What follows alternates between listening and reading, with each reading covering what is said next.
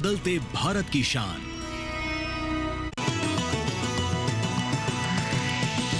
DD किसान, बदलते भारत की शान।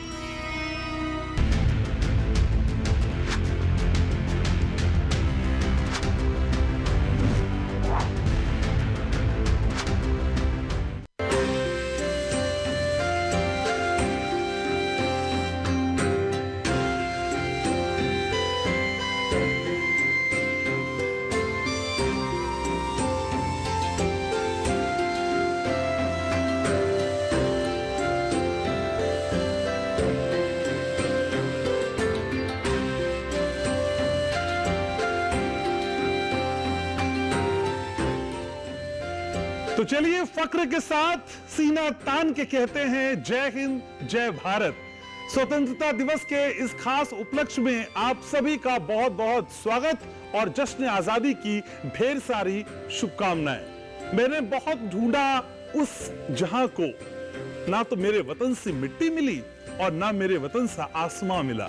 यही खास बात है हिंद में, हिंद की मिट्टी में और मिट्टी से जुड़े उन किसानों में जिनकी मेहनत हर दिन एक नया कीर्तिमान स्थापित कर रही है। आजादी तो हमने हासिल कर ली, लेकिन एक और आजादी है जो झूठ के खिलाफ हमको हासिल करनी है, जो भ्रष्टाचार के खिलाफ हमको हासिल करनी है, जो फेक न्यूज के अंबार को हमारे सामने परोसते हैं उसके खिलाफ हमको हासिल करनी है। और ये कोशिश आपका अपना चैनल दूरदर्शन किसान हर मंगलवार और गुरुवार को करता है। और मैं लगातार कह रहा हूं कि खबरों के नाम पे जो षड्यंत्र किए जा रहे हैं उसकी तुरपाई को ईमानदारी के साथ खोलना है।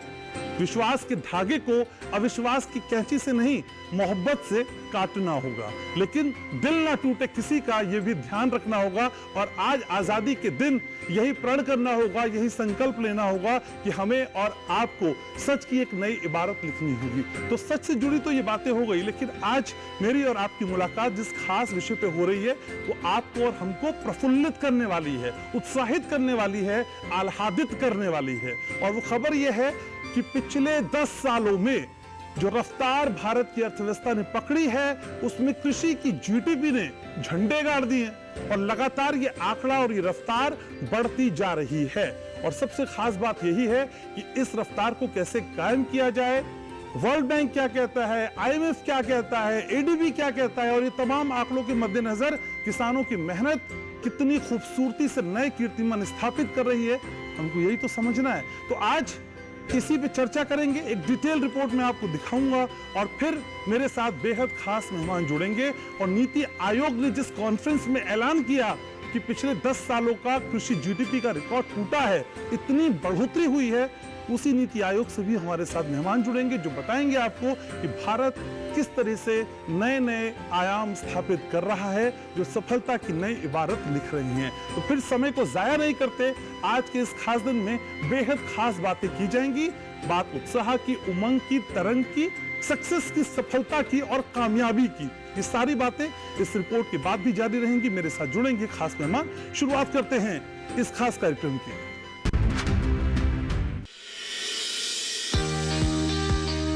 भारत की तेज रफ्तार का हर कोई कायल है। अंतर्राष्ट्रीय मुद्रा कोष IMF के बाद अब एशियाई विकास बैंक ADB ने भी भारतीय अर्थव्यवस्था की तेज रफ्तार की सराहना की है। सभी संस्थाओं और रेटिंग एजेंसीज का एक ही दावा है कि भारत की विकास दर दुनिया में सबसे तेज है। न सिर्फ चालू वित्त वर्ष में बल्कि अगले वित्त वर्ष में भी भारतीय अर्थव्यवस्था सबसे तेज गति से आगे बढ़ेगी। और ये आंकड़े तब और ज्यादा अच्छे लगते हैं जब इस बात की तस्दीक हो जाती है कि पिछले 10 वर्षों में भारत की कृषि जीडीपी की वृद्धि दर दुनिया में सबसे ज्यादा है। International association of agriculture economist की तरफ से आयोजित कॉन्फ्रेंस में नीति आयोग ने बताया कि भारत ने वर्ष 2016-17 से लेकर 2022-23 तक 7 वर्षों में कृषि क्षेत्र में सबसे ज्यादा 5% की विकास दर हासिल की है। और इसके पीछे सरकार की कृषि को लेकर स्पष्ट नीति को श्रेय दिया गया।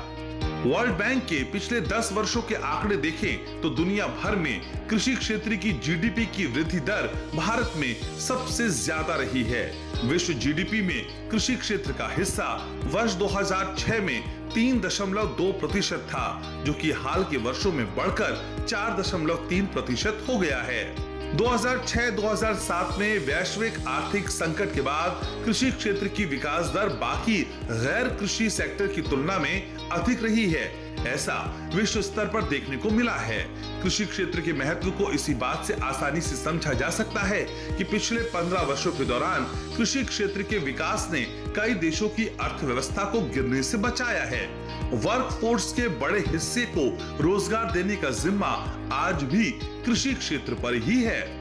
International association of agriculture economics की तरफ से आयोजित इस कॉन्फ्रेंस में जलवायु परिवर्तन, प्राकृतिक संसाधनों का क्षरण, उत्पादन की बढ़ती लागत और युद्ध जैसी वैश्विक चुनौतियों से जूझते हुए सस्टेनेबल खेती के समाधान पर भी विचार विमर्श किया गया।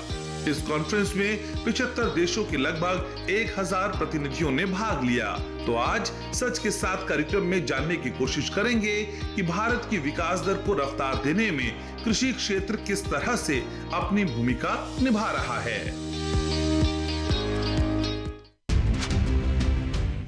तो आज स्वतंत्रता दिवस के इस खास मौके पे सच के साथ के इस अंक में इसी रफ्तार को बेहद नजदीक से समझने की कोशिश करेंगे। मेरे साथ बेहद खास मेहमानों का खास पैनल जुड़ रहा है। परिचय मैं आपका एक एक करके कराता हूं। मेरे साथ जुड़ रही हैं अनुराधा बटाना, नीति आयोग से हैं।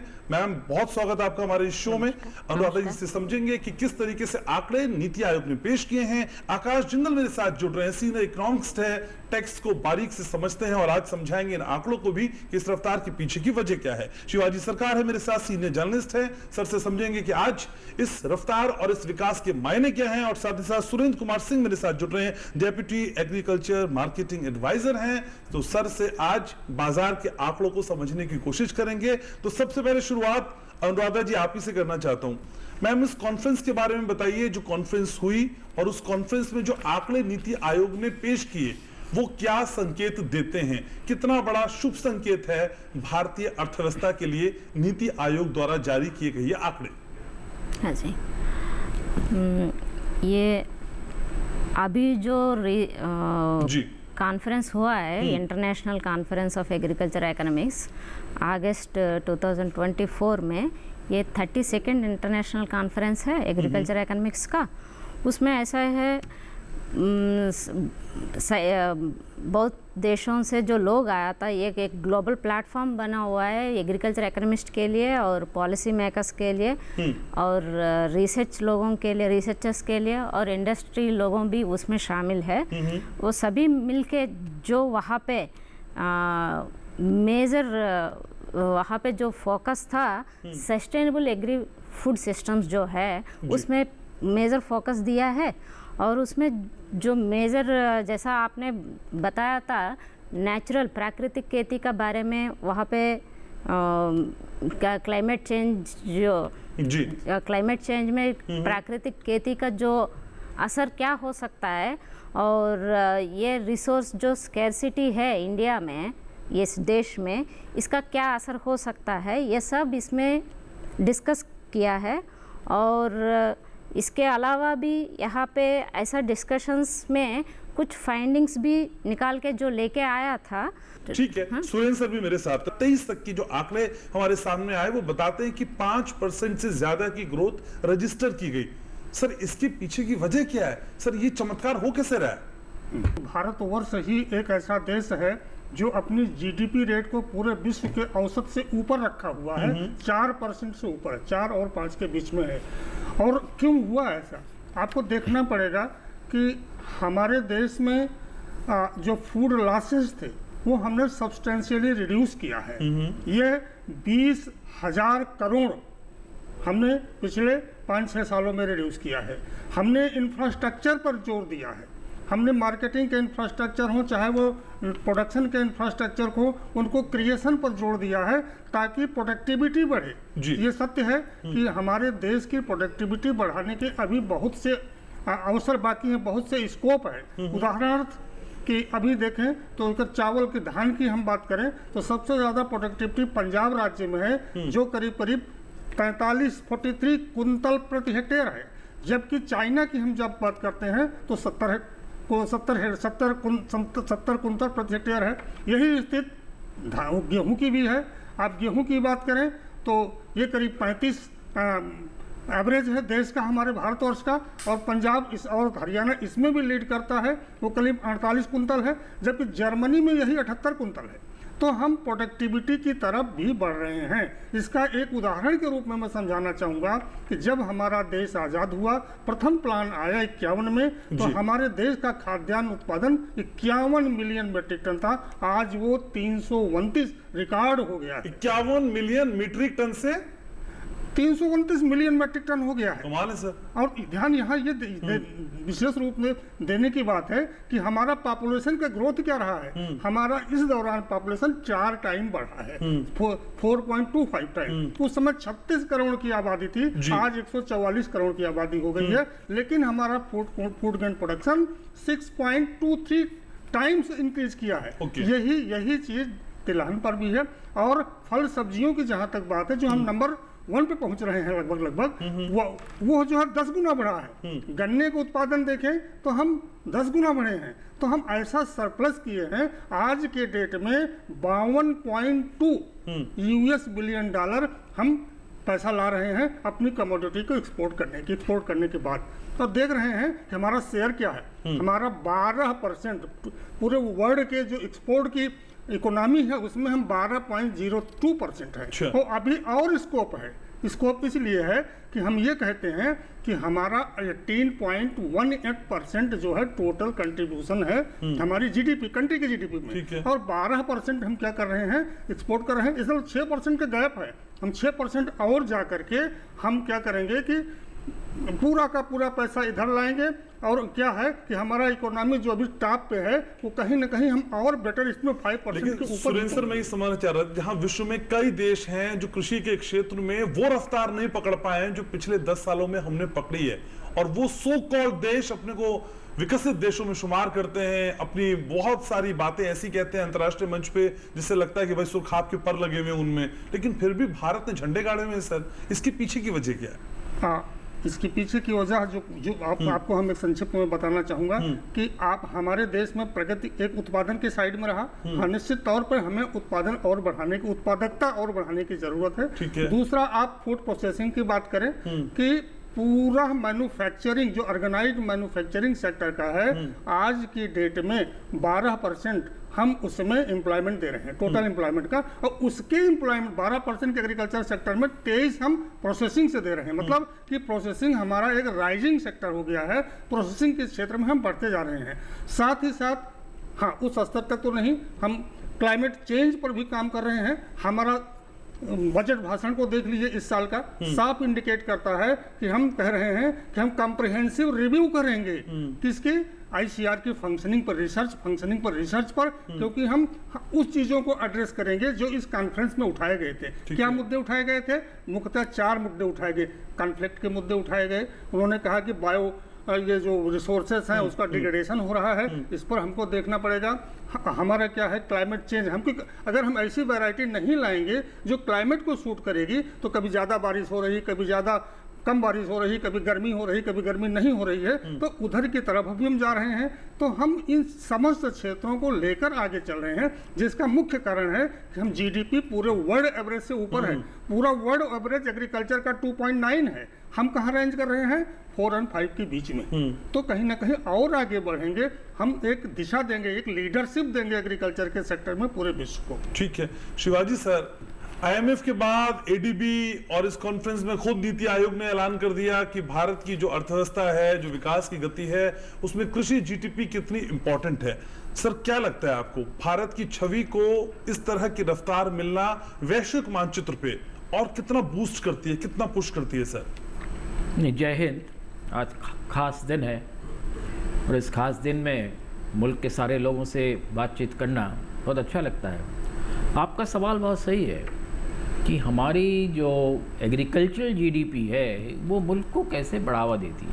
देखिए, हमें एक चीज़ समझना पड़ेगा। अभी डॉक्टर सिंह ने बताया कि 51 से लेके 2024 तक हमने कैसे तरक्की की है पूरी तरह से, और इस तरक्की के दौरान एक सबसे बड़ी चीज़ जो हमें देखने को मिला कि एक एग्रीकल्चरल साइंटिस्ट और दूसरे जो है हमारे किसान जो है उन्होंने हिंदुस्तान की तरक्की में बहुत बड़ा साथ दिया है।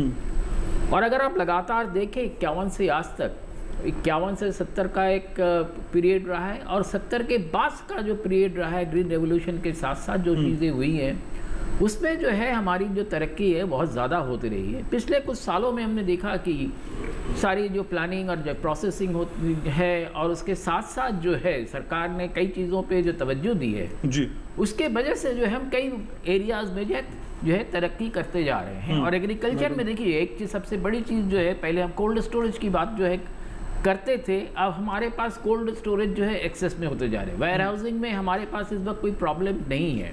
पहले हम खुले में रख देते थे, तिरपाल ढाक के बहुत सारे वेस्टेज होते थे। वेस्टेज जो है जैसे सिंह साहब खुद ही कह रहे थे कि वेस्टेज मार्केटिंग के हिसाब से भी कम हो गया है। और आज हम 80 करोड़ लोगों को जो है हम अन्न दे रहे हैं हर महीने लगातार पिछले कई सालों से। तो ये सारी चीज़ें जो हुई हैं सिर्फ किसान की वजह से हुई है। देखिए हिंदुस्तान की पूरी जो इकोनॉमी है वो किसान की वजह से ही चलती है। किसान की खेती अच्छी होती है, किसान का प्रोडक्शन अच्छा होता है, किसान की उपज अच्छी होती है तो पूरी इकोनॉमी में जो है बाहर आ जाती है। हम देख चुके हैं चाहे मैन्युफैक्चरिंग हो, चाहे प्रोडक्शन हो, चाहे किसी एरिया में। तो किसान और खेती जो है हिंदुस्तान की तरक्की की बुनियाद है।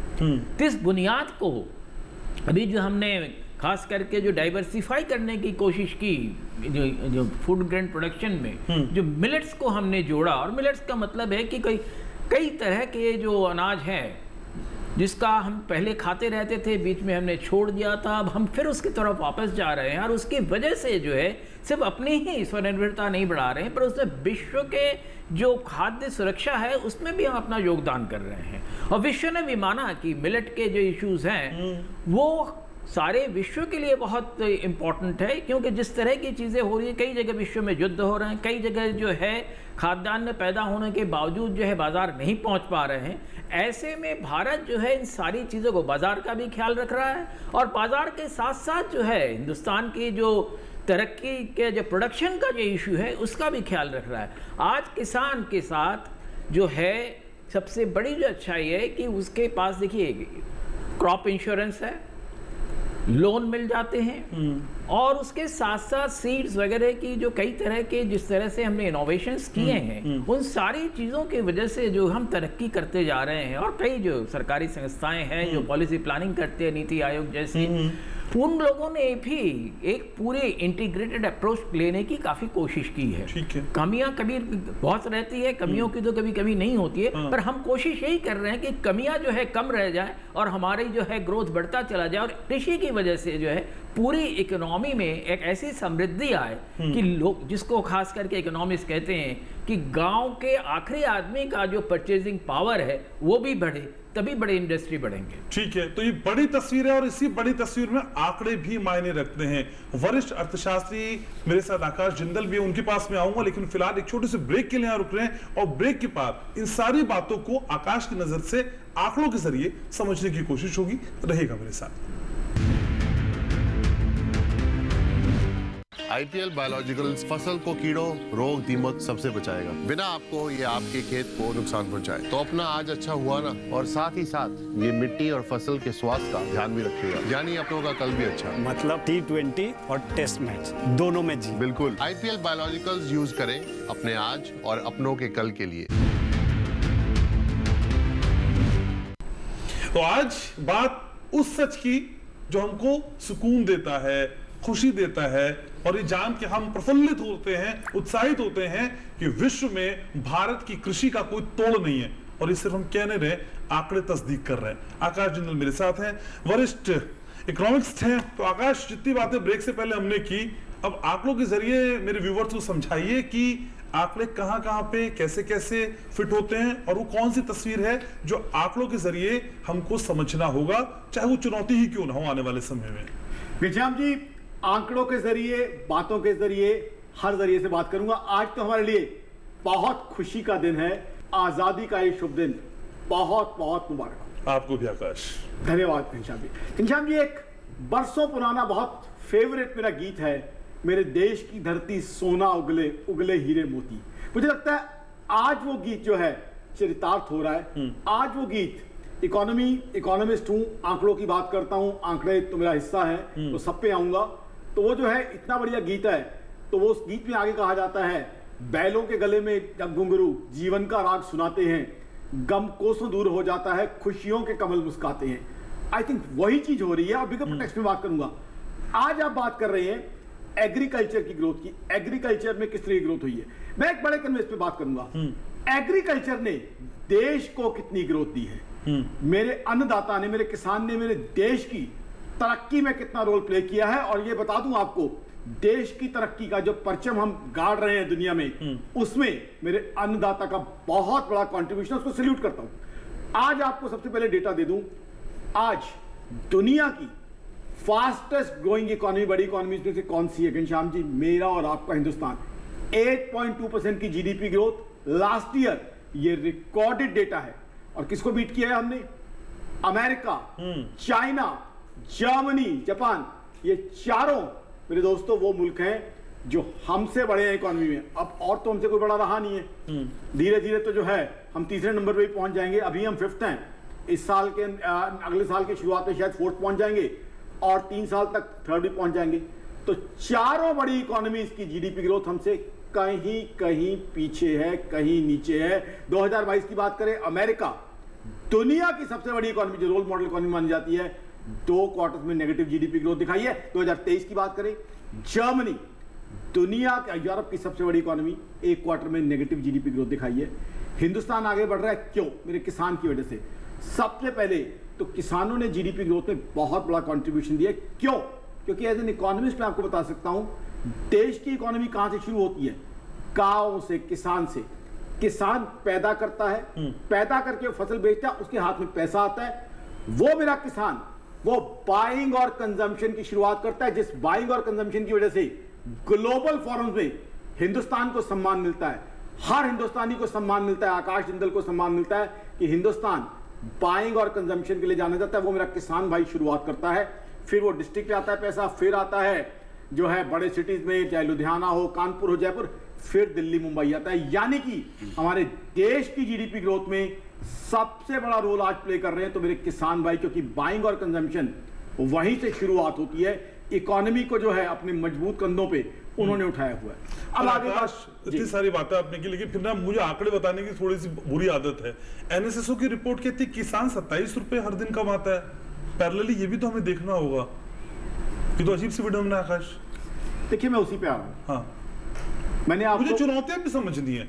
देखिए हम जिस पैनल पे बैठे हैं यहाँ पे, हम बात तो करेंगे, जो हम पा रहे हैं वो तो हमारे लिए उपलब्धि है ही, लेकिन इस उपलब्धि को हमें बहुत दूर तक ले जाना है कंसिस्टेंसी के साथ। तो हमें चुनौतियों पे भी बात करनी है भाई, किसान की जेब में जाने वाला पैसा भी बढ़े। अब एनएसएसओ की रिपोर्ट जो बताती है हम उसे इग्नोर भी नहीं कर सकते ना आकाश, आप तो अच्छे से समझते हैं। मैं उसी पे आ रहा हूं। प्लीज।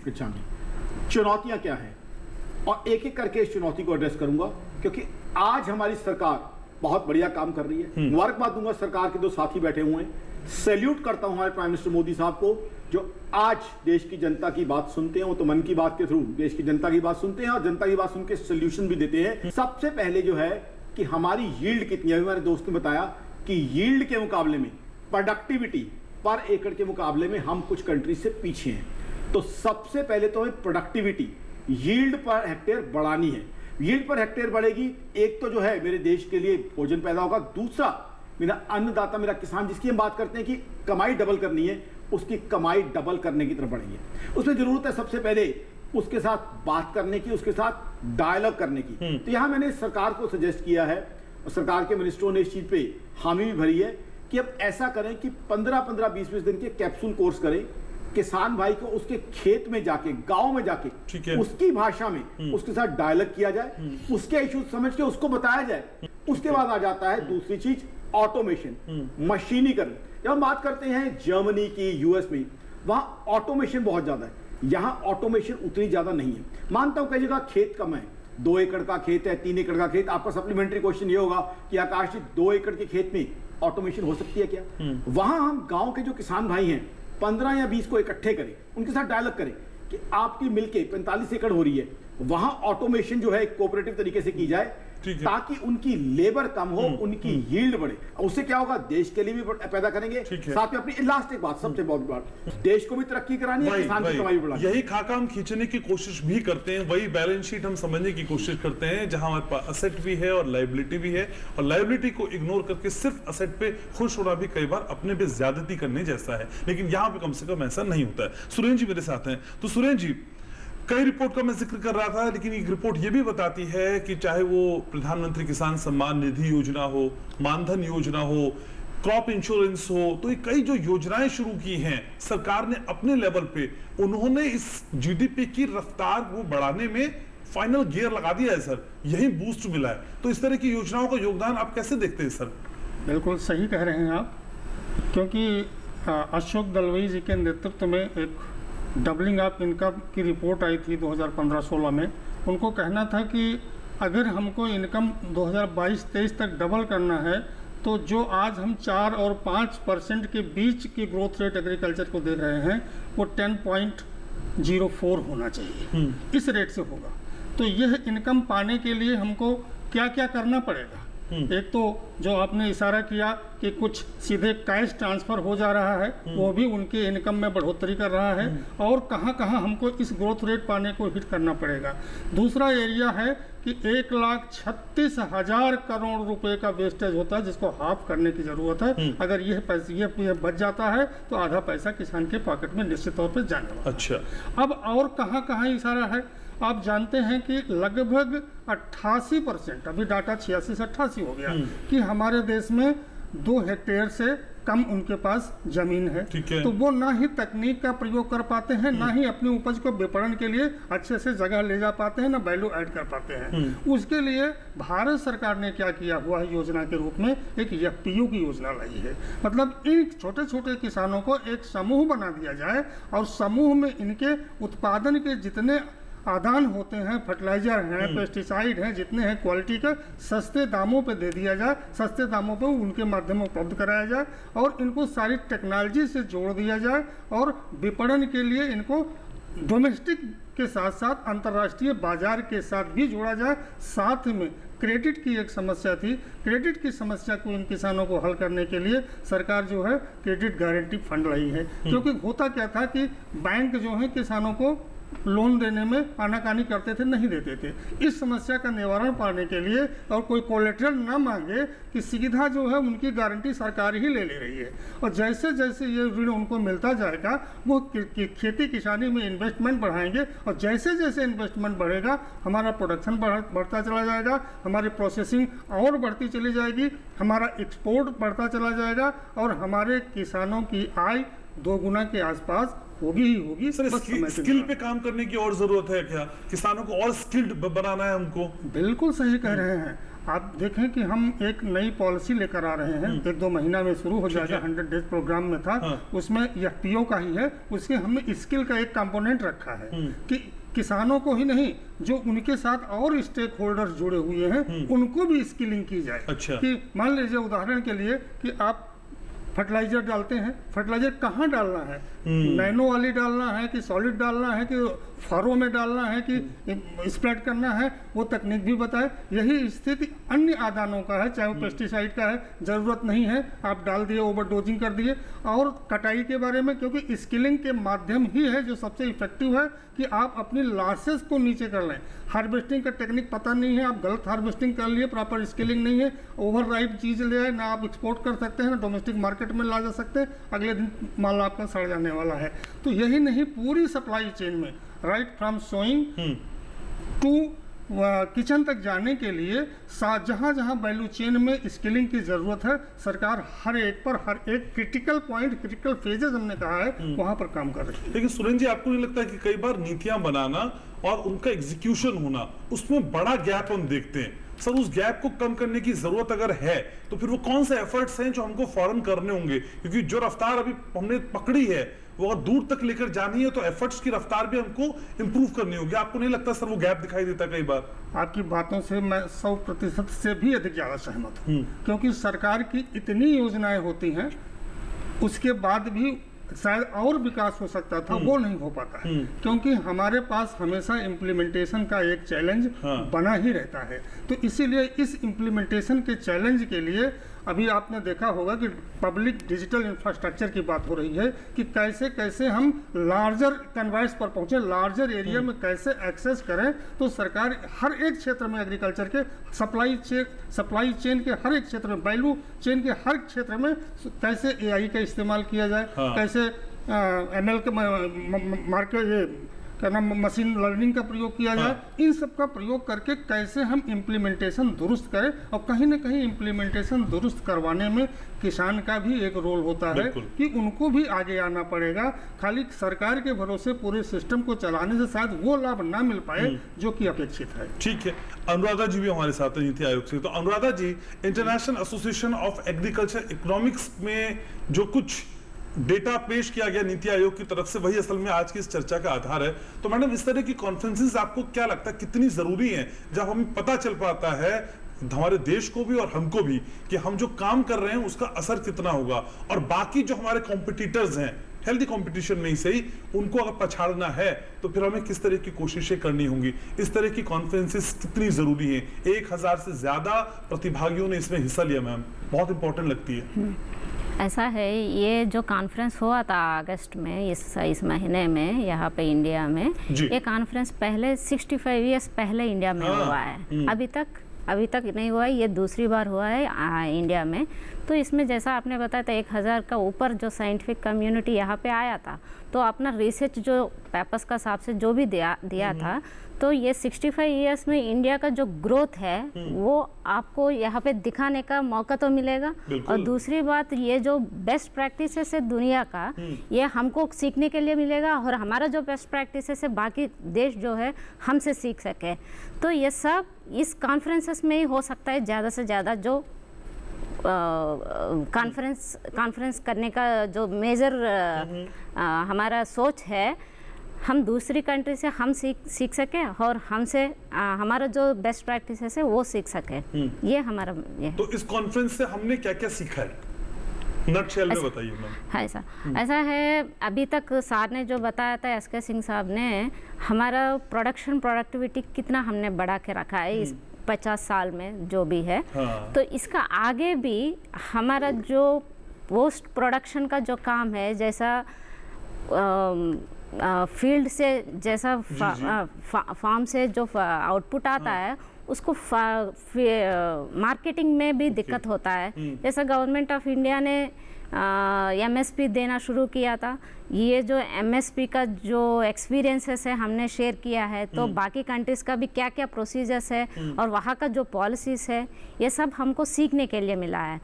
और दूसरी बात है, जो सस्टेनेबिलिटी का जो कॉन्सेप्ट है, जो अभी हम बता रहे हैं सस्टेनेबल डेवलपमेंट गोल्स, जो 17 इंडिकेटर्स जो बात कर रहे हैं, इसमें भी इंडिया का क्या रोल है और आगे इंडिया कहाँ तक जा सकता है, ये भी हम इस कॉन्फ्रेंस के दौरान ना हमने जो प्रोसीडिंग्स में हमने जो लेके आया था, ये सब आगे एग्रीकल्चर डेवलपमेंट के लिए तो बहुत काम आएगा। ठीक है, तो बहुत अहम बात है कि कहाँ खड़े हैं और कहाँ तक आगे कहाँ जा सकता है, ये बड़ी बात है।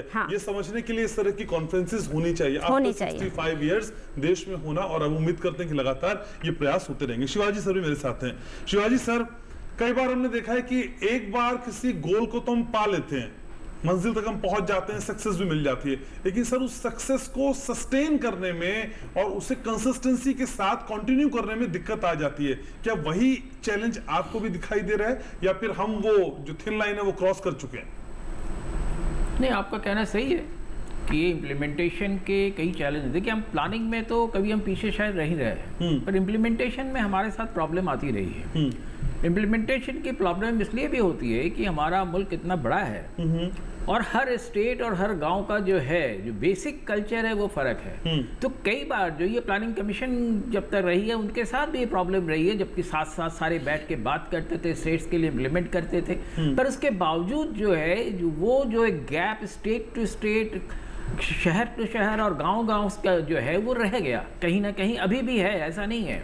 उत्तर प्रदेश का ही आप ले लें, कुछ जिले बहुत अच्छा कर रहे हैं, पर कुछ आप बोल जिले ऐसे भी हैं जो खास करके पूरब की तरफ है, पहले से बहुत बेहतर किया उन्होंने आज भी, पर अभी भी उतना बेहतर नहीं किया जितना कि पश्चिम के जिले कर रहे हैं। तो ये जो डिफरेंस है हम देख रहे हैं कि हर जगह है। पर उसके साथ साथ जो है कुछ जो स्टेट्स है जिनको हम लैगर्ड समझते थे, जैसे बंगाल है, उड़ीसा है, इन्होंने जो खास करके एग्रीकल्चरल पैदावार में जो बहुत बढ़त हासिल की है वो अपने आप में एक देखने लायक चीज है। और बंगाल का जो अगर आप देख लें, बंगाल जो है आज गुजरात के बाद नेक्स्ट इकोनॉमी है। तो ये लोग चीज़ों को समझते नहीं हैं। तो ये सारी चीज़ें क्यों हुआ? बंगाल ने देखिए सबसे पहले जो है वहाँ के जो एक ऑपरेशन बरगा जब उन्होंने किया तो वहाँ के जो पूरी ज़मीन की जो ओनरशिप है उसको तय किया ठीक से, और उसके वजह से जो है वो सारी चीज़ें काफ़ी सुधरा, और आज भी बंगाल उस चीज़ों को कायम रखा हुआ है। किसी तरह से केरल में हुआ, इसी तरह से कई और स्टेट्स में जो है, मध्य प्रदेश में खास करके गेहूं के मामले में आप देखें, अगर बेस्ट क्वालिटी का गेहूं, प्रोडक्शन चाहे भले ही पंजाब का हो, पर बेस्ट क्वालिटी का गेहूं जो है वो कनक जो है वो मध्य प्रदेश से ही आता है। तो इस तरह से हमारे यहाँ डाइवर्सिटी काफ़ी है, और इस डाइवर्सिटी में मैं समझता हूँ जब आप सारी चीज़ एक केंद्रीय तरीके से उसको इम्प्लीमेंट करना चाहते, कहीं ना कहीं समस्या वहाँ भी आती है। मैं समझता हूँ ये इम्प्लीमेंटेशन का जो इश्यूज हैं नीति आयोग के तहत हो, और स्टेट वाइज अलग अलग तरीके से अगर इसको उस पूरे उनके नज़र के उसमें किया जाए, दायरे में किया जाए, तो मैं समझता हूँ ये चीजें ज्यादा बढ़िया हो सकती है। तो सर फिर दिक्कत कहाँ आती है? हमारा सरकार का एक बड़ा विजन है, वो जो लागू कराने वाली जो लॉबी है, जो ऑफिसर्स हैं, वो क्या समझ नहीं पाते हैं, या समझना नहीं चाहते हैं, या कम्युनिकेशन गैप हो जाता है, या फार्मर स्किल्ड नहीं है? वो मोटी मोटी दिक्कतें हैं कहाँ से शिवाजी सर? देखिए, एक चीज जो है, आपने कम्युनिकेशन की बात की, देखिए ऑफिसर्स और एक्सपर्ट्स जो हैं, अभी भी जैसे डॉक्टर सिंह भी कह रहे थे कि हमारा जो उन किसानों के साथ, किसान मजदूरों के साथ, किसान की जो वहाँ इंडस्ट्री होती है, चाहे फर्टिलाइजर हो, इन सारे जो सप्लायर्स होते हैं, और जो ऑफिसर्स या साइंटिस्ट होते हैं, इनके बीच का जो कम्युनिकेशन है एट ए रूट लेवल, वो जितना और सशक्त होना चाहिए उतना नहीं हो पाया है। और उसको हम कैसे सशक्त कर, देखिए कहना बहुत आसान है, किसी को लगेगा कि हम क्रिटिसाइज करना बहुत आसान है, पर इस मुल्क में सबसे बड़ी एक चीज़ जो है, मुल्क बहुत बड़ा है, हम अभी 3 ट्रिलियन की इकोनॉमी बन गए हैं, यानी कि,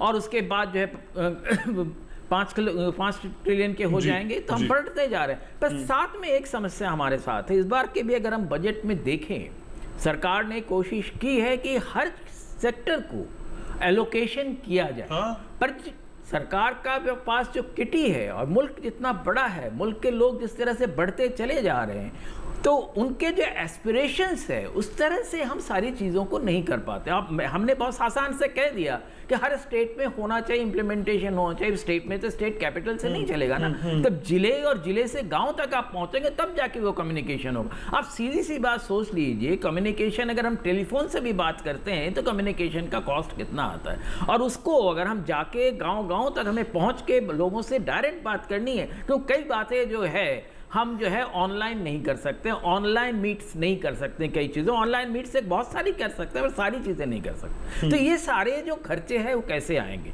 तो ये पर सर यही तो एक्सपर्टीज है ना, फिर यही तो अफसरों को करना है, यही उनका काम है। अगर वो कहते हैं भाई देखिए बहुत लेंथी प्रोसेस है, बहुत कॉस्ट वाला है, सर वो है ही इसीलिए ना। मतलब ये थोड़ा अजीब नहीं है कि जिनसे जिस काम की उम्मीद कर रहे हैं, अगर वो बोलें कि देखिए भाई ये है, लेंथी प्रोसेस है, खर्चा बहुत है, सर तो बड़ा अजीब सा है, काम तो करना पड़ेगा, इसीलिए उनको अपॉइंट किया गया है।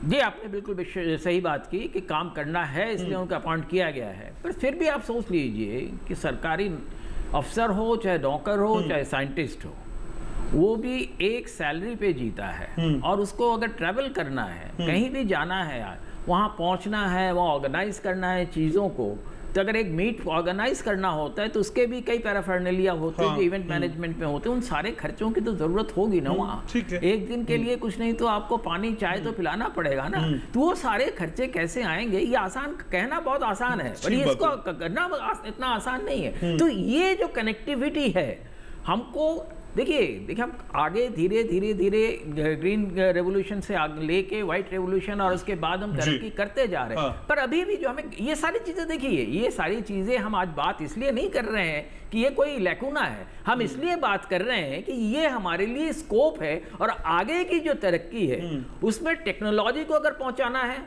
अब ड्रोन को पहुंचाना है, ड्रोन का यूज करना है, ड्रोन को अगर आपको मान लीजिए कि उसको पौधे को लगाने और इन सारी चीजों में करना है, कई तरह की चीजें, तो सारी चीजें कैसे होंगी? ये ग्रेजुअली चीजें होती है, हम धीरे धीरे आगे बढ़ रहे हैं, मैं समझता हूँ आगे बढ़ते जाएंगे। चलिए, बस देर नहीं होनी चाहिए, समय धीरे धीरे लगता रहे, एकदम बहुत लेट ना हो जाए, बस ये भी ध्यान रखना होगा। लेकिन एक ब्रेक के लिए मैं बिल्कुल लेट नहीं हो रहा हूं, छोटा सा ब्रेक ले रहे हैं और उतनी ही रफ्तार से लौट रहा हूं। एक छोटा सा ब्रेक सच के साथ आप देख रहे हैं और आज का सच का साथ बहुत खास है। ब्रेक के उस पर चर्चा आगे यहीं से बढ़ाऊंगा।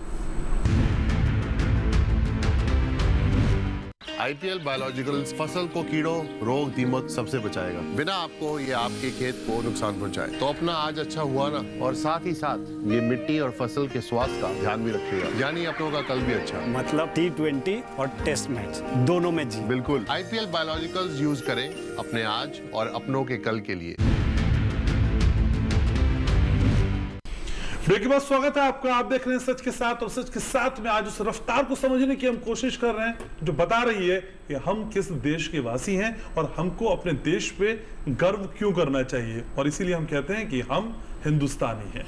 तो वही समझने की कोशिश कि इस रफ्तार के मायने क्या है जो अर्थव्यवस्था के लिहाज से भारत लगातार पकड़ता जा रहा है। सभी खास मेहमान लगातार मेरे साथ बने हुए। सुरेंद्र जी, आंकड़े कई हैं और कई आंकड़े तो आपने समझा दिए, लेकिन कुछ आंकड़े मेरे पास भी जो बताते हैं, खाद्यान्न उत्पादन की बात आपने की, जो बताते हैं 2005 से 2014 तक 23.3 लाख टन का उत्पादन हुआ। 2015 से 2023 तक का जो उत्पादन था वो 28 लाख टन था। सर, ये साल बदले, सरकार बदली और आंकड़े भी बदल गए, यानी विजन बहुत इंपॉर्टेंट है सर, ये समझा जाए। किसके हाथ में बागडोर है देश की, बहुत इंपॉर्टेंट है। बिल्कुल सही है, कौन के हाथ में बागडोर है और उसकी विजन क्या है। हाँ। और सबसे महत्वपूर्ण तो मैं अब दूंगा हमारे माननीय कृषि मंत्री जी को एक मैं किसान भाइयों के संज्ञान में लाना चाहता हूं जी कि हमारे मंत्रालय में पहली बार ये व्यवस्था की गई कि जो भी योजना को अंतिम रूप दिया जाएगा उसमें किसानों को बुलाया जाएगा और किसानों से उनको क्या चाहिए वो चर्चा करके ही कोई भी योजना तैयार की जाएगी। अभी हमारी एक योजना तैयार हो रही है, उस योजना में हम लोग सितंबर के प्रथम वीक में किसानों को बुलाने वाले हैं। तो सबसे महत्वपूर्ण विजन तो यही है, प्रधानमंत्री जी का तो है ही है, लेकिन हमारे माननीय कृषि मंत्री जी का है कि जो भी काम करिए, जिसको आप देने वाले हैं उनसे तो पूछ लीजिए कि चाहिए कि नहीं चाहिए और कैसे चाहिए, कितना चाहिए। एक इम्प्लीमेंटेशन के लिए भी मैं बात कहूँगा, ये मेरी व्यक्तिगत राय है कि कहीं ना कहीं हम सबको मिलके एक जज्बे के साथ इम्प्लीमेंट करना होगा चीज़ों को।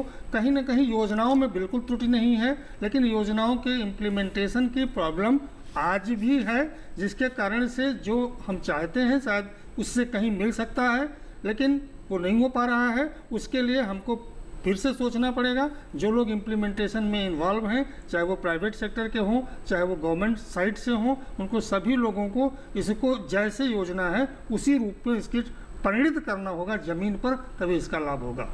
ठीक है, तो योजनाओं के साथ उनका एग्जीक्यूशन, उनका इम्प्लीमेंटेशन बहुत जरूरी है। आकाश जिंदल मेरे साथ हैं। तो आकाश जी, मैं कह भी रहा था कि क्या हम उस स्थिति में पहुंच गए हैं अर्थव्यवस्था की रफ्तार के लिहाज से कि हम कहते हैं कि भाई ये कृषि का अमृत काल है और इस अमृत काल की हर एक बूंद अमृत से कम नहीं है, ये हमको सहेज लेनी चाहिए, समेट लेनी चाहिए और जीवन में समाहित कर लेनी चाहिए।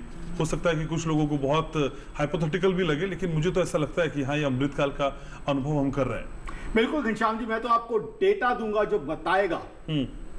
अभी आजादी का दिन है, एक और बात आपको बताता हूं, जहां डाल डाल पे सोने की चिड़िया करती है बसेरा, वो भारत देश है मेरा। वो चीज आज हम अचीव कर चुके हैं। I will substantiate it with data, which data is globally accepted by global agencies. आज जो है उस लेवल की हम तरक्की कर चुके हैं। अमृत काल डेफिनेटली है, लेकिन और चीजों को हम मच मच बेटर बना सकते हैं। आज की सरकार जो है, मैं सैल्यूट करूंगा हमारे प्राइम मिनिस्टर साहब को, कितना बढ़िया, और सरकारी महकमे भी, चाहे हमारा एग्रीकल्चर डिपार्टमेंट हो, चाहे हमारा नीति आयोग हो, किस तरीके से स्पिरिटेड होके, किस तरीके से पैशन से काम कर रहे हैं कि आज बहुत सी चीजें जो होने वाली हैं जिसकी तरफ ये लोग बहुत पॉजिटिविटी के साथ देख रहे हैं। हमने तमाम इश्यूज की बात की, एक इशू इसमें बहुत जरूरी है जो प्रैक्टिकली बहुत रिक्वायर्ड है। देखिए, खेती की जब हम बात करते हैं, सबसे बड़ा इशू, सबसे प्राइम इशू, और उस पर कितनी पिक्चरें बन चुकी हैं हमें याद है, वो है इरिगेशन, पानी की समस्या। क्या आज हम इरिगेशन पूरी तरीके से प्रोवाइड कर पाए हैं?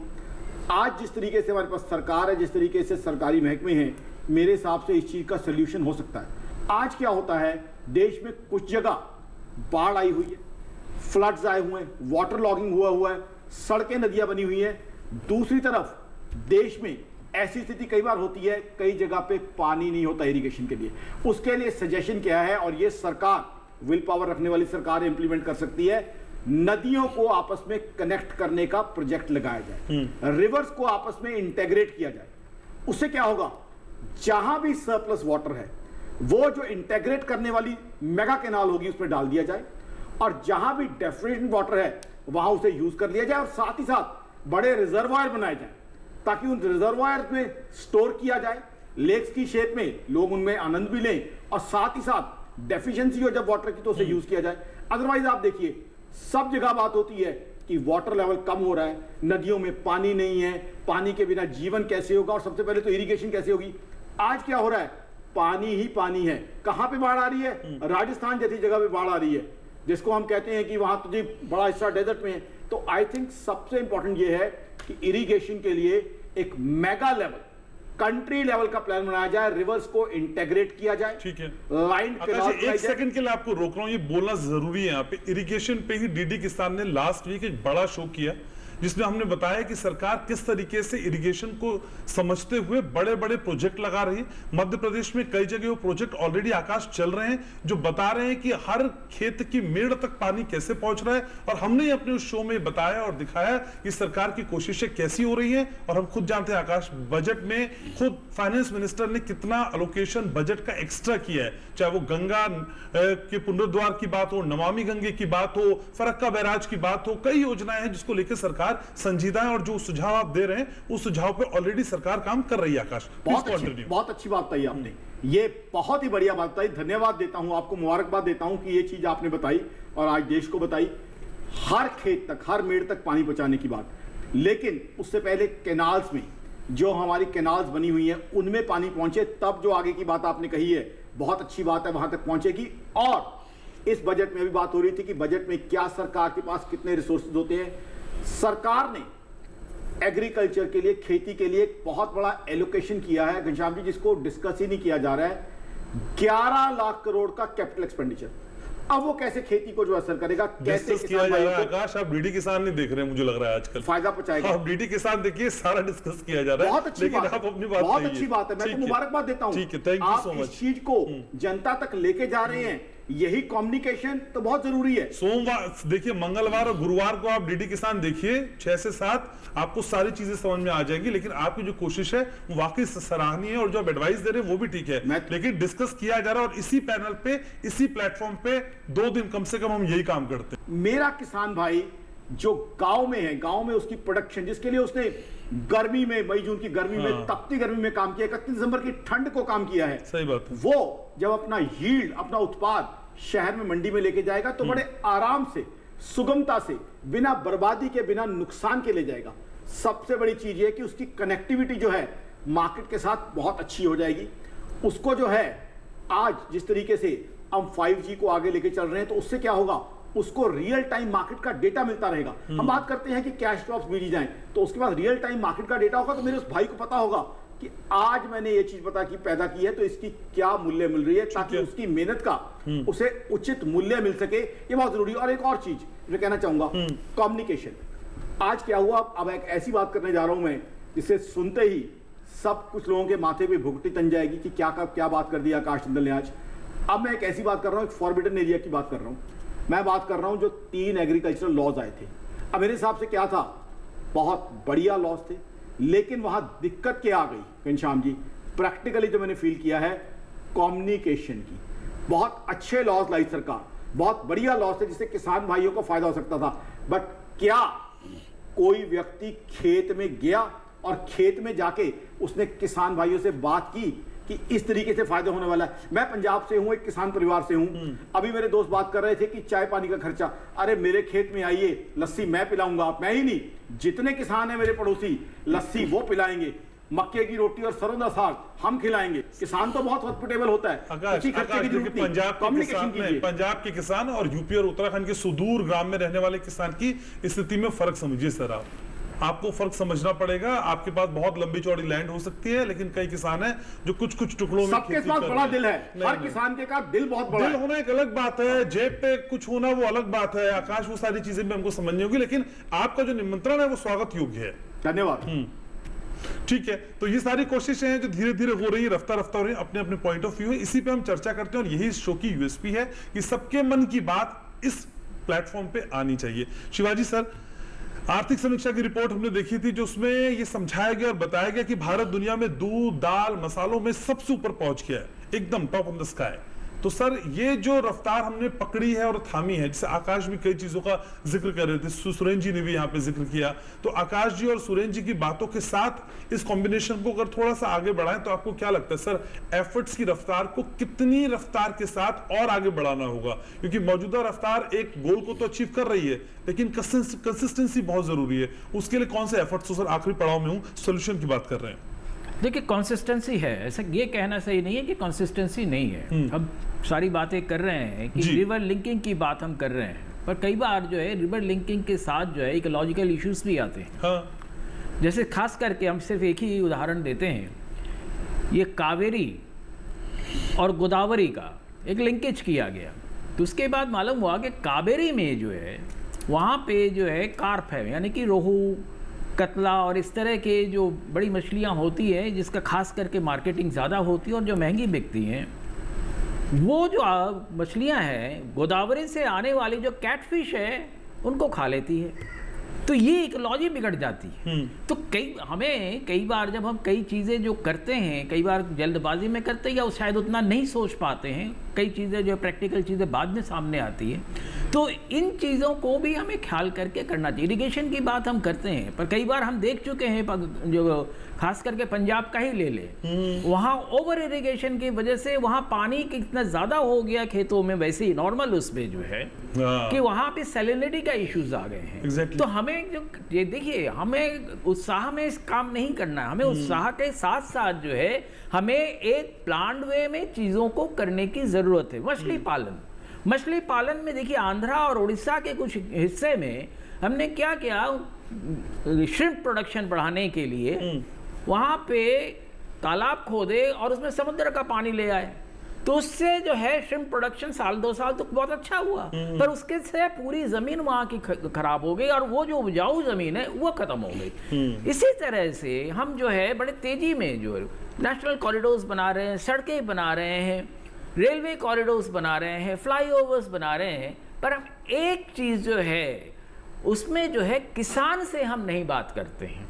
किसान की ज़मीन का हम लेते हैं, किसान की सबसे उपजाऊ ज़मीन को इन सारी चीज़ों के लिए लिया जाता है, एयरपोर्ट्स के लिए उन्हीं चीज़ों को लिया जाता है। और उस एयरपोर्ट जब बनता है तो हम सारी जगह देख चुके हैं, एयरपोर्ट के साथ साथ जो है वहाँ का जो वाटर टेबल नीचे चला वाटर टेबल नीचे चला जाता है, यानी कि आप कह सकते हैं कि जितने एयरपोर्ट्स बनते हैं उसके वजह से सूखे की जो संभावना ज़्यादा बढ़ जाती है।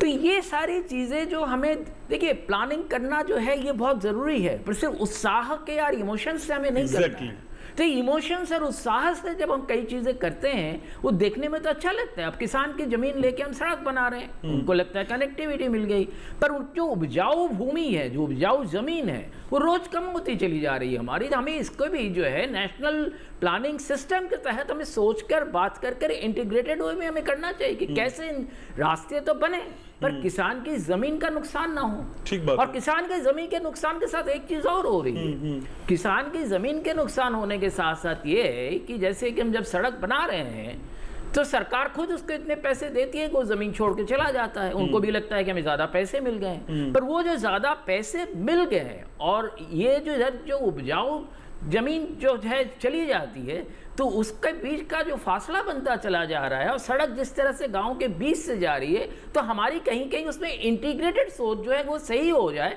तो न किसान को नुकसान और देश को फायदा ज्यादा हो, ये हमें सोचने की जरूरत है। ठीक है, तो सिर्फ इमोशन के आधार पे नहीं, व्यवहारिकता के आधार पे प्लानिंग को बढ़ानी होगी। लेकिन जो सर ने सिंचाई की बात की ना और जल दक्षता की बात की, मैं फिर रिमाइंड कर दूं, 1 अगस्त को हमने इस पे शो किया था, आपका अगर छूट गया तो जरूर देखिएगा। उसका टाइटल है कि पानी फसल को चाहिए या मिट्टी को।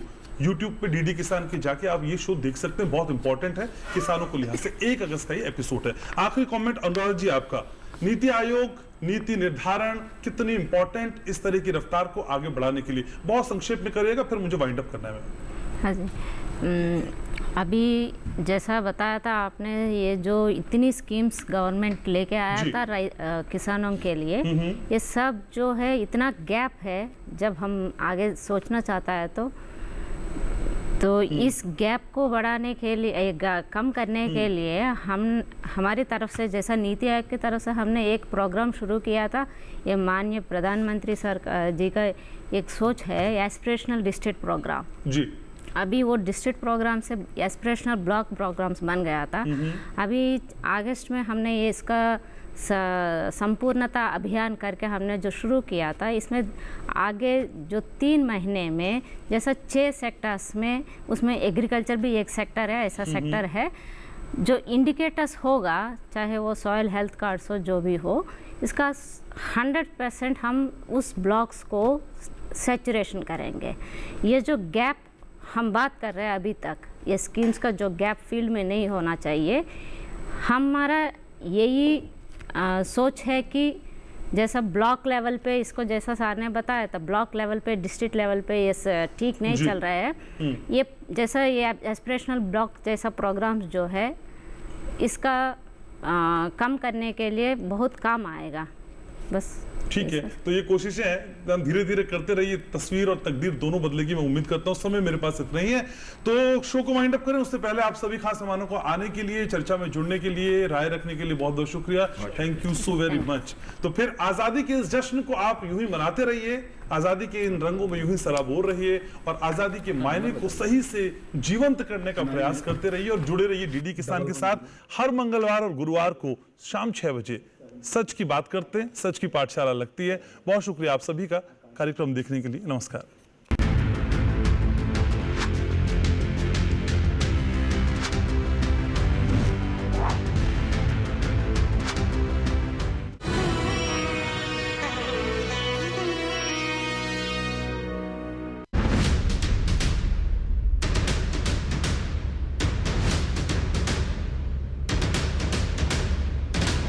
आज हमारा कारवां पहुंचा है उत्तराखंड के काशीपुर।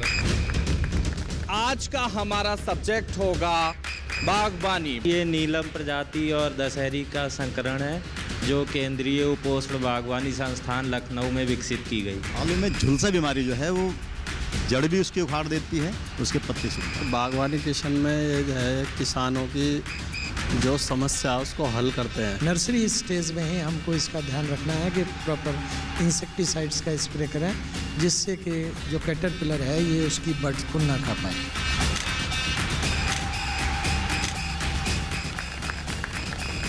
देखिए किसान प्रश्न मंच सीजन 2 हर रविवार शाम 8:30 बजे सिर्फ दूरदर्शन किसान पर।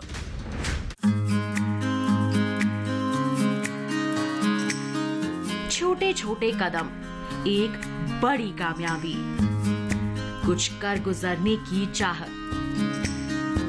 प्रकृति को बचाने की जिद।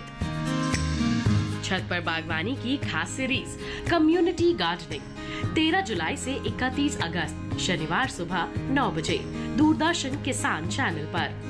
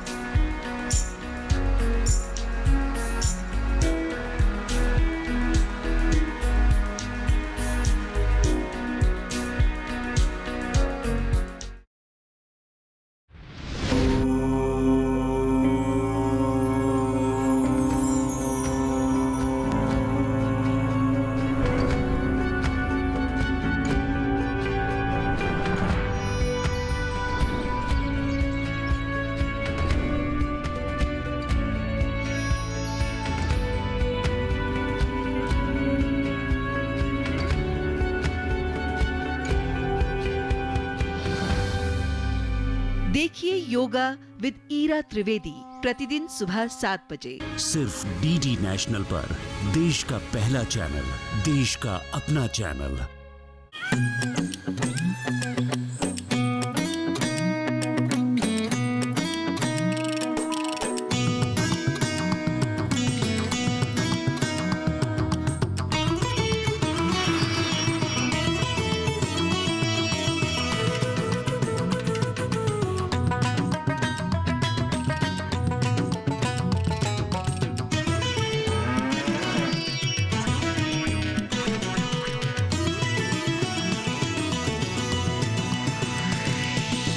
डीडी किसान, बदलते भारत की शान।